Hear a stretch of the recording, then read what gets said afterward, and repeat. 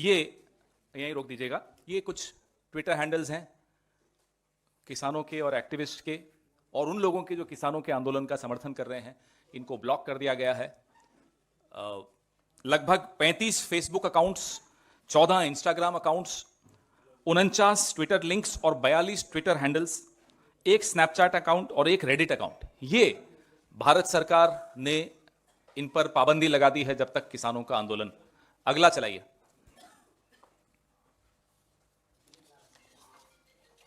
Hello hello hello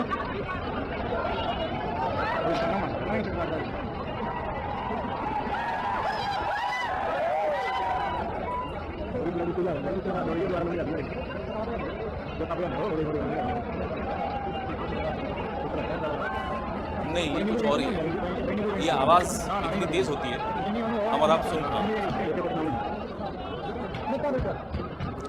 अब ये जो आप देख रहे हैं, एक तरफ किसानों से बातचीत मंत्री कर रहे हैं, दूसरी तरफ खेतों में घुसकर ये स्थिति हो रही है। ठीक है, अगला सुनाइए, दिखाइए। ये पढ़िए ध्यान से तो आपको बहुत कुछ समझ में आ जाएगा। ये 2014 6 अप्रैल को नरेंद्र मोदी जी किसानों को भड़का रहे हैं। तो आज किसान क्यों भड़के हैं, उनको किसने भड़काया है, इस स्क्रीनशॉट, इस ट्वीट से, इस पोस्ट से आपको मालूम पड़ेगा कि आज किसान आंदोलन क्यों कर रहे हैं। उन्होंने नरेंद्र मोदी जी की इस बात को बड़ा गंभीरता से ले लिया, जो बात नरेंद्र मोदी जी ने 6 अप्रैल 2014 को कही थी कि किसानों का हक है, उनको भीख नहीं मांगनी चाहिए, ये एमएसपी उनका हक है। उसके बाद 10 साल प्रधानमंत्री रहे। जब किसान सड़कों पर आए, पिछली बार जब आए तो आपने देखा क्या हुआ, 750 किसान शहीद हुए। इनके कान पे जो नहीं रहेंगी, लाइट जला दीजिए। और अब यह स्थिति है कि दूसरी बार सड़कों पर आ रहे हैं क्योंकि वादा खिलाफी नरेंद्र मोदी ने की है, प्रधानमंत्री ने की है, भारत सरकार ने की है। तो उनके ट्विटर अकाउंट बंद, इनको क्या लगता है साहब, कान बंद कर देंगे तो सुनाई नहीं देगा, ट्विटर अकाउंट बंद कर देंगे तो जो हो रहा है वो लोगों को मालूम नहीं पड़ेगा। गरीबी हटाने से कोई मतलब नहीं, गरीबी को ढक देते हैं जब ट्रंप आते हैं तो, ये या G20 होता है तो, ये मानसिकता दर्शाता है। अगर अफवाहें बंद करनी हैं तो सबसे पहले तो आप जो आईटी सेल है आपकी भारतीय जनता पार्टी की, वही बंद कर दीजिए। किसानों के ट्विटर हैंडल बंद करके आप क्या हासिल करना चाह रहे हैं, उनका गला घोंट के आप क्या हासिल करना चाह रहे हैं, उनकी आवाज इस देश तक नहीं पहुंचे, यह आपकी मंशा है। टेलीविजन डिबेट्स में किसानों का मुद्दा खत्म होता चला जा रहा है। जितना वहां आंदोलन तेज हो रहा है, वहां उतना टेलीविजन पे कम होता जा रहा है। क्यों? यह भी दबाव डालने की एक तरीका है कि किसानों की बात कोई रख नहीं पाए। कल 21 फरवरी है, बड़ा एक महत्वपूर्ण दिन है। पंजाब में 21 फरवरी 1924 में जैतोदा मोर्चा, बड़ा मशहूर एक इवेंट है जो मनाया जाता है, जब अंग्रेजों ने किसानों पर गोलियां चलाई, सिख किसान थे और काफी लोगों को मार दिया या घायल कर दिया था। नेहरू जी को यह बात पता चली, तुरंत वहां गए, अपना समर्थन दिया किसानों को, और बड़ा अच्छा नेहरू जी ने किसानों पर उस वक्त लिखा था। मुझे लगता है, क्योंकि नेहरू जी पे तो विशेषज्ञ हैं आजकल नरेंद्र मोदी, ये जो जैतोदा मोर्चा है, कल उसकी 100 साल पूरे होंगे, उसमें नरेंद्र मोदी जी को नेहरू जी की शरण में जाना चाहिए और पढ़ना चाहिए नेहरू जी ने जैतोदा मोर्चा पर जब गोलीबारी हुई तो क्या बोला। बड़ा महत्वपूर्ण, उनको कुछ सीखने को ही मिलेगा इसमें, कुछ नया जानने में कोई गलत नहीं होता। तो आपने देखा कैसे मुख्यमंत्री नरेंद्र मोदी प्रधानमंत्री नरेंद्र मोदी के सबसे बड़े आलोचक हैं, और जो जब वो मुख्यमंत्री थे उन्होंने कहा था, ठीक उसका विपरीत जब वो प्रधानमंत्री बने वो कर रहे हैं। अव्वल दर्जे के झूठ उनके पकड़े जाते हैं, एक के बाद एक झूठ। एमएसपी पे झूठ, फ्रीडम ऑफ एक्सप्रेशन पे झूठ, आंदोलनों पे झूठ, तमाम झूठ एक प्रधानमंत्री के जब पकड़े जाएं तो वो क्या करेगा? वो यही करेगा जो अब कर रहा है, इंटरनेट बंद कर देगा, टेलीविजन पे दबाव डालेगा, हेडलाइन बदलेगा, तोड़फोड़ करेगा, इधर उधर से एमएलए खरीदेगा, नेताओं को तोड़ेगा, इधर से इस पार्टी से आ जाओ, ईडी का डर, सीबीआई का डर, इनकम टैक्स का डर, कुछ नहीं हुआ तो खालिस्तानी। किसानों को बदनाम करने का जिस तरह से इन्होंने एक बीड़ा उठा रखा है। हमारे वक्त कई आंदोलन हुए, अभी मैं संजीव जी और विनीत जी को बोलूंगा, एक वीडियो है अटल जी का किसान के आंदोलन को समर्थन देते हुए, वो भी आपको देंगे। विपक्ष का की एक जिम्मेदारी होती है। देश में इस तरह के आंदोलन हो और इतना बड़ा तबका किसानों का कोई मांग कर रहा हो, उसमें विपक्ष खामोश बैठ जाए, जो कि नरेंद्र मोदी चाहते हैं, तो वो संभव नहीं हो सकता। फिर हम अपनी जिम्मेदारी से में चूक रहे होंगे। मीडिया को आप खामोश करने की कोशिश करते हैं कि इस मुद्दे पर न बोलें। आप सोचते हैं कि मीडिया और विपक्ष खामोश हो जाएगा तो आंदोलन खत्म हो जाएगा। न मीडिया खामोश होगा और न विपक्ष खामोश होगा। आप जब आपके अपने वित्त सलाहकार एक रिपोर्ट देकर कहते हैं कि दालों पर एमएसपी बढ़ाया जाए, तो आप उस रिपोर्ट को दबा के बैठ जाते हैं। कब फिर दालों पर आप कीमत ज्यादा देते हैं? जब किसान सड़क पर आते हैं। मैं वो रिपोर्ट भी आपके सामने आपसे साझा करूंगा। तो हमारा आप सबसे आग्रह है कि नरेंद्र मोदी जी को आप लोग समझाइए, लिख कर समझाइए, बोलकर समझाइए कि साहब दुश्मन नहीं है किसान, और ये जो मांग रहे हैं वो वही मांग रहे हैं जो आपने 2014 से पहले बड़ी बड़ी बातें की थी, वही बात वो मांग रहे हैं। राहुल गांधी ने, मल्लिकार्जुन खड़गे जी ने एमएसपी का एक गारंटी दी है कि हम जब सरकार बनाएंगे तो ये अन्याय दूर होगा, और हम एमएसपी की गारंटी दे रहे हैं। और कोई कारण नहीं है कि नरेंद्र मोदी आज सरकार में कुछ महीने और हैं तो ये काम क्यों नहीं कर रहे। उनसे पूछिए क्या दबाव है, क्या किसी औद्योगिक घराने की लॉबी का दबाव है, विदेशों से दबाव है, कहां से दबाव है नरेंद्र मोदी? क्यों इतने डरे हुए हैं? क्यों किसानों को डरा रहे हैं? क्यों उनकी मांग पूरी नहीं हो रही? कहीं ना कहीं नरेंद्र मोदी किसी दबाव में दिख रहे हैं। किस लॉबी के दबाव में है वो आप लोग पता लगाइए। आपके सवाल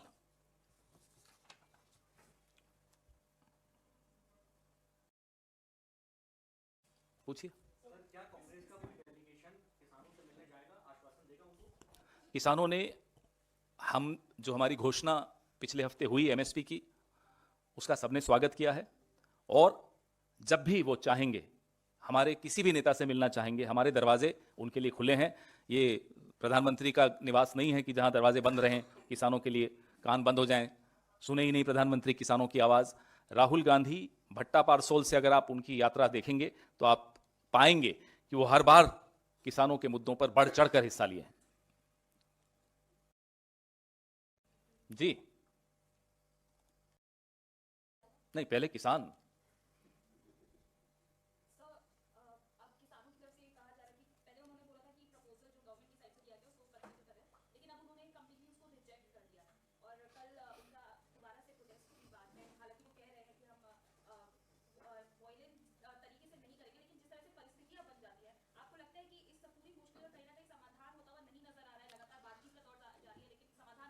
समाधान सरकार के हाथ में है।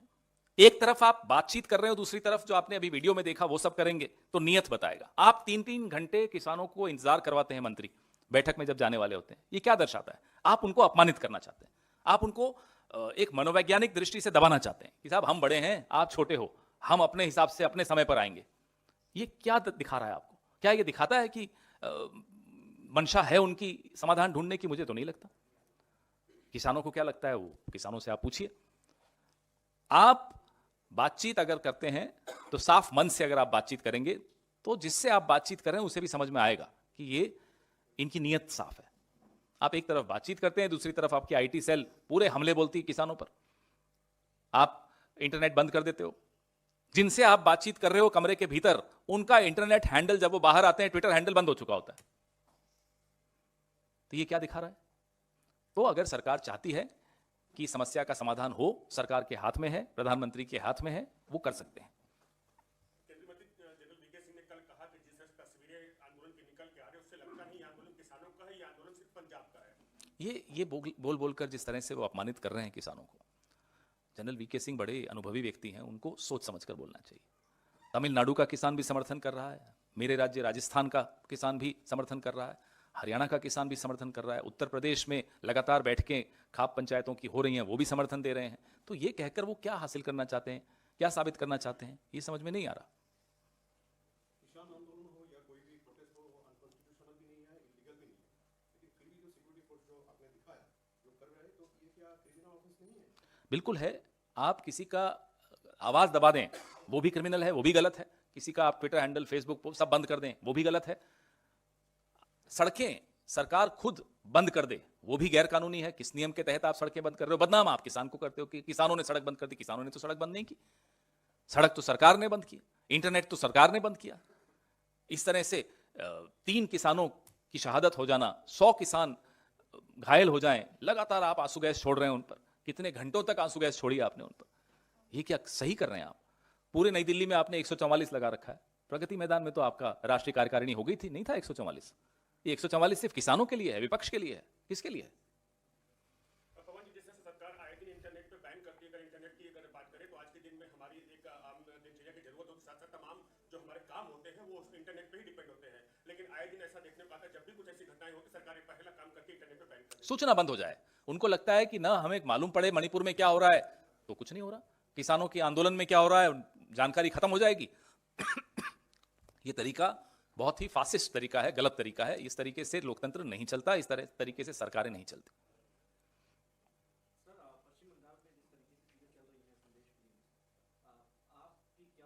सब जुडिस है, कोर्ट में चल रहा है, उस पर अभी मैं राजनीतिक टिप्पणी करूं उससे कोई लाभ नहीं।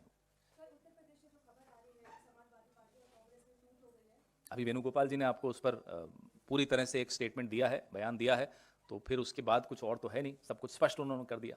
लेकिन समाजवादी पार्टी के प्रवक्ता कैमरे पर कह रहे हैं कि यूपी में गठबंधन टूट गया है और इसकी जिम्मेदारी वो।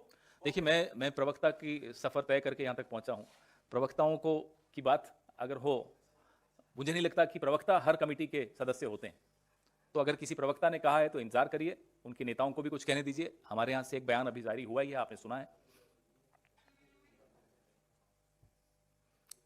आपने सब कुछ पूछ लिया किसानों के अलावा। जनेंद्र जी, लगातार इस तरीके से बयान आना, न्याय यात्रा में शामिल नहीं होना, क्या आपको लगता है एक गलत संदेश भी जा रहा है इंडिया अलायंस के लिए, जिस तरह से अखिलेश यादव ने खुलकर बोला है कि जब तक सीट शेयरिंग नहीं फाइनलाइज होगी वो न्याय यात्रा का पार्ट नहीं है? एक भाजपा का विधायक शिवसेना के पार्षद पे गोली चला देता है, ये होता है गठबंधन का धर्म।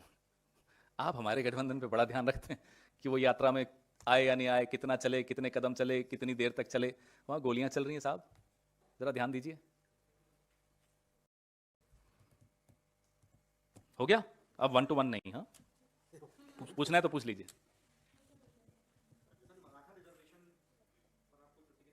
नहीं, फिलहाल कोई प्रतिक्रिया मराठा रिजर्वेशन पे नहीं।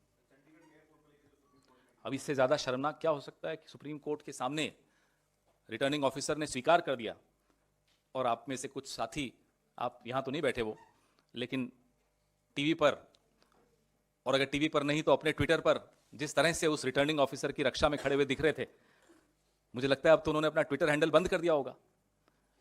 वो खुद स्वीकार कर रहा है कि मैंने घपला किया, लेकिन हमारे पत्रकार बंधु एक हैं जो बोले नहीं, इन्होंने कोई घपला नहीं किया। तो ये लोकतंत्र की इतिहास में एक काला अध्याय है चंडीगढ़ का मेयर चुनाव, और हमें तो लगता है कि बनवारी लाल जी का इस्तीफा के तार इस चुनाव और इस घपले से कहीं जुड़े हुए हैं। वो बहुत परिपक्व व्यक्ति हैं, बड़े ज्ञानी व्यक्ति हैं, बड़े समझदार व्यक्ति हैं, और उसूल पे चलने वाले व्यक्ति हैं। हमारे पार्टी में रहे हुए तो हम जानते हैं उनके विषय। अचानक राज्यपाल का इस्तीफा हो जाना, ये भी कुछ दिखाता है, दोनों चीजें। राहुल गांधी आज अपेयर हुए थे सुल्तानपुर डिस्ट्रिक्ट कोर्ट में, लेकिन 2018 का ये मामला है जिसको इस पे आज सुनवाई होगी। क्या आपको इसके पीछे कोई मकसद, कोई इंटेंशन लगती है कि आज इस पे सुनवाई हुई? हालांकि वो बेल भी मिल गई है, लेकिन इस पूरे मुद्दे कोर्ट का मामला है, ज्यादा बोलना ठीक नहीं है, लेकिन पहले जो राहुल जी के साथ हुआ, उनकी सदस्यता तक रद्द हुई, और रद्द होते ही उनको मकान भी उनका छीन लिया गया, फिर अदालत के रास्ते फिर से सदस्यता बहाल हुई, वो आपके सामने है सब कुछ। ईडी के सामने 50 घंटे 52 घंटे राहुल गांधी को बैठना पड़ा। तो ये सब संघर्षों की दास्तान उनकी बहुत लंबी है, और कितनी भी रुकावटें सरकार हमारे रास्ते में डालेगी, लाएगी, उससे कोई फर्क नहीं पड़ता। दुगने जोश के साथ हम अपना काम कर रहे हैं। जी, डन। बिल्कुल बुलाना चाहिए, नया संसद बना है, बड़ा खूबसूरत है, सुना है। तो उस सदन में अगर इस देश की अन्नदाता के विषय में कानून बनाने के लिए अगर आप एक सत्र नहीं बुला सकते, तो किस काम का ये हजारों करोड़ का आपका प्रोजेक्ट? और संसद सिर्फ एक आदमी की बात सुनने के लिए नहीं होता है। अभी इस देश में ये स्थिति बन गई है कि सबका मुंह बंद, सिर्फ कान खुले रखो और एक आदमी की आवाज सुनते रहो। उस आदमी का नाम है नरेंद्र मोदी। वो अपनी बात करता रहे, आप सुनते रहो। इंटरनेट बंद, किसानों के सारे हैंडल्स बंद, सब बंद, सिर्फ नरेंद्र मोदी की आवाज गूंजनी चाहिए पूरे देश में। तो ये जो आत्ममुग्धता है उस व्यक्ति की, वो इस इंतहा पे आ गई है अब कि अब लोग हंसने लग गए हैं उन पर।